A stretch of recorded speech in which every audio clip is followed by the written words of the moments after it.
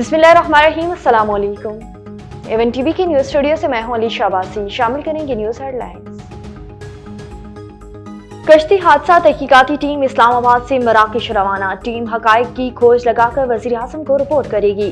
Team videos और तस्वीर समेत दीगर सबूत हासिल करेगी। टीम जिंदा रहने वाले अफराद से मुलाकात भी करेगी। इंसानी स्मगलर और सहूलतकारों के लिए 12 एक्शन होगा।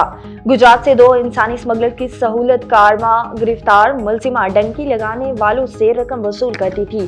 FIA ने मजीद 3 मुकदमात दर्ज कर लिए। असहर सिंधी, उसामा और फराना उस्मान और महदी गुज्जर नामजद।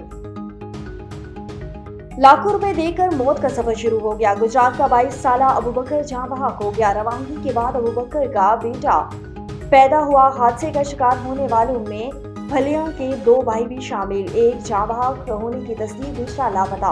वजीराबाद का नौजवान जहां बहक तशद्दुद करके मारा गया। अहलियाना हादसे की खबर सुनने पर इंसानी स्मगलर्स जोश। लोअर कुरम में दहशतगर्दों के खिलाफ ऑपरेशन का फैसला। मुतासरीन के लिए टूल और हंगू में DTPs के लिए कायम होंगे। DC हंगू का कैंप्स के लिए मुख्तलिफ मकामात का जायजा। 190 मिलियन पाउंड केस। बानी को 14 साल, बुशरा बीबी को 7 साल कैद सुना दी गई। इत्तेसादी अदालत ने महफूज फैसला सुना दिया। बतौर वज़ीर आज़म बदनीति और करप्शन साबित हुई। बानी PTI को 10 लाख और अहलिया को 5 लाख रुपए जुर्माना आयद हुआ। बुशरा बीबी अडयाला जेल के अंदर से ही गिरफ्तार। 190 मिलियन पाउंड केस का महफूज फैसला सुना दिया गया। बुशरा बीबी को पुराने सेल मुंतकिल कर दिया गया। मुजरिम ने इंतहारात का नाजायज इस्तेमाल करके रकम दानिस्ता की। रियाज के अकाउंट में डलवाई गई 458 केनाल अराजी 28.5 करोड़ रकम की अमानत ली गई।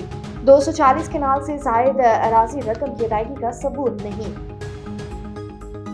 और 190 मिलियन पाउंड तारीख की सबसे बड़ी चोरी है। बानी PTI ने हमेशा झूठ बोला। करप्शन छुपाने के लिए डटाई के साथ मजहब का इस्तेमाल किया। वजीर इत्तलात उस्मा बुखारी की प्रेस कॉन्फ्रेंस। कहा, काबीना के लोगों ने तस्लीम किया, बंद लिफाफे से मुतल्लिक इल्म नहीं था। फैसले का इंतजार करने वालों के लिए आज क्यों रो रहे हैं? बैरिस्टर साहब ने कबूल कर लिया, उनकी डील हो रही है। न्यूज स्टूडियो से फिलहाल के लिए इतना ही। मजीद खबरों और अपडेट्स के लिए देखते रहिए A1 TV। A1 TV, सब पे नजर, अंदर की खबर।